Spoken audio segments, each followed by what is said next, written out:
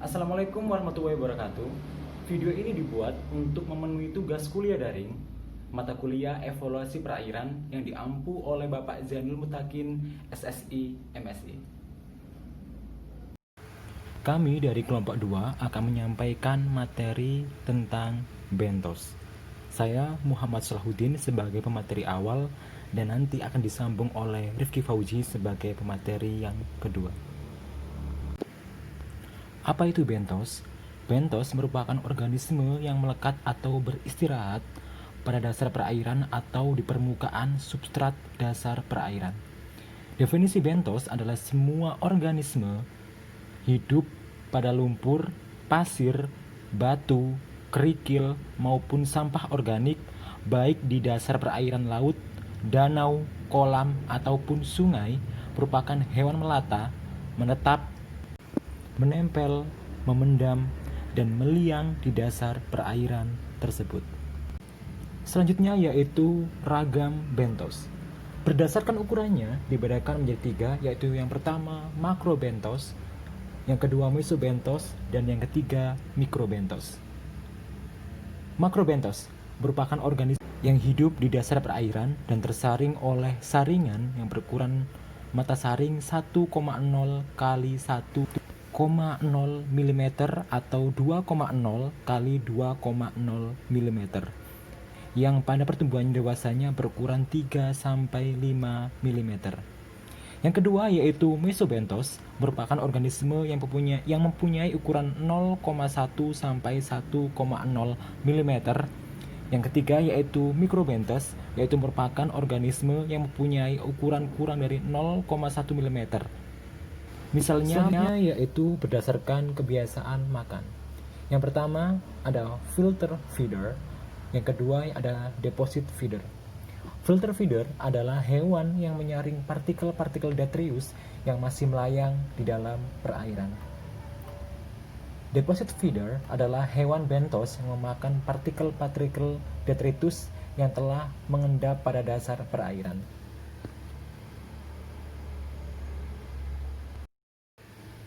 Selanjutnya yaitu komunitas fauna pada bentos, terdiri atas 5 kelompok, yaitu ada Mollusca, Polychaetae, Crustacea, Echinodermata, dan juga kelompok lain yang terdiri atas beberapa takson kecil seperti Sipunaculidae, Pogonophora, dan juga lainnya.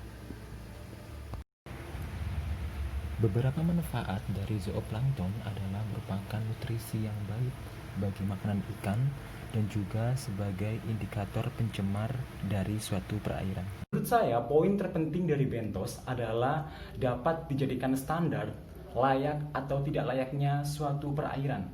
Karena kondisi lingkungan air yang baik sangat-sangat menentukan tingkat efektivitas dan juga tingkat ekonomis dari suatu sistem budidaya.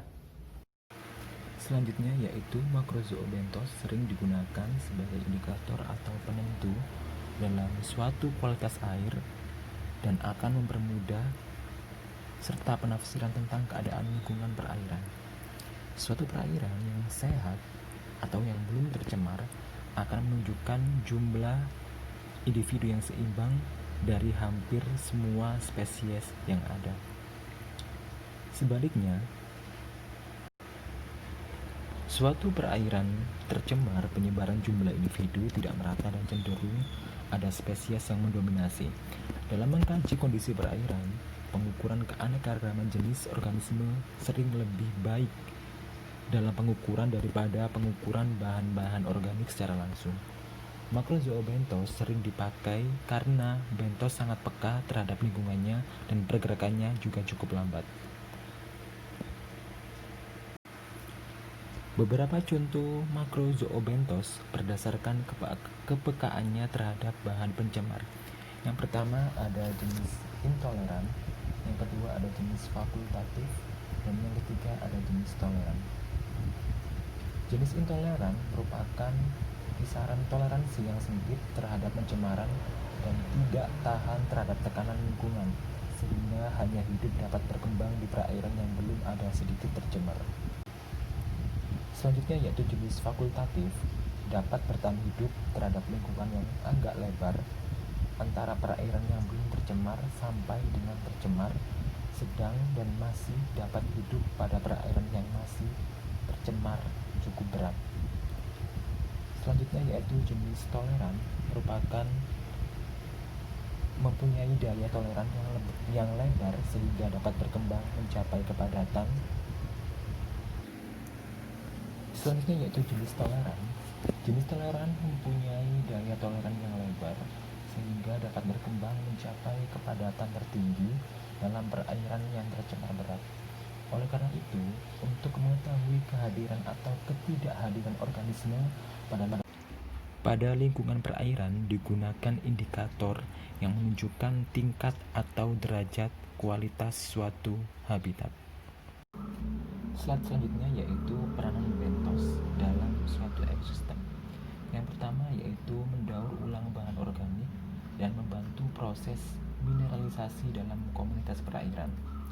Makrozoobentos memiliki peranan yang penting dalam mendaur ulang bahan organik sehingga dapat digunakan dalam menduga tingkat kesuburan perairan.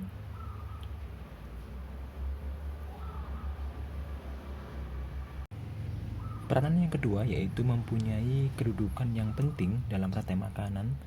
Rantai makanan adalah perpindahan energi dan materi dari makhluk hidup yang satu ke makhluk hidup yang lain melalui proses memakan dengan urutan tertentu. Suatu rantai makanan dapat disusun dalam piramida makanan adalah komposisi rantai makanan yang semakin ke atas jumlahnya semakin kecil. Slide selanjutnya yaitu interaksi bentos antar organisme dapat dikategorikan menjadi 5 kelompok. Yang pertama yaitu netral, kedua predasi, yang ketiga komensalisme, yang keempat parasitisme, dan yang terakhir yaitu mutualisme. Netral yaitu hubungan tidak saling mengganggu antar organisme dalam habitat yang sama, yang bersifat tidak rugi dan tidak merugikan kedua belah pihak. Yang selanjutnya yaitu faktor predasi, yaitu apabila hubungan antar mangsa dan pemangsa. Hubungan ini sangat erat karena tanpa mangsa, predator tidak dapat hidup. Sebaliknya, predator berfungsi untuk mengontrol populasi dari mangsa. Yang ketiga yaitu komensalisme, yaitu apabila hubungan antar organisme yang berbeda spesies dalam bentuk kehidupan bersama sebagai sumber makanan dalam suatu spesies diuntungkan dan yang lain tidak dirugikan. Yang keempat yaitu parasitisme, apabila hubungan antar organisme yang berbeda spesies salah satu hidup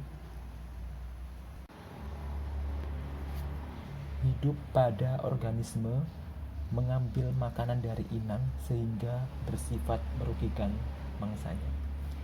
Yang kelima yaitu mutualisme, apabila hubungan dua organisme berbeda spesies yang sama saling menguntungkan kedua belah pihak. Demikian yang dapat saya sampaikan. Untuk selanjutnya akan dilanjutkan oleh teman saya Rifki Fauzi.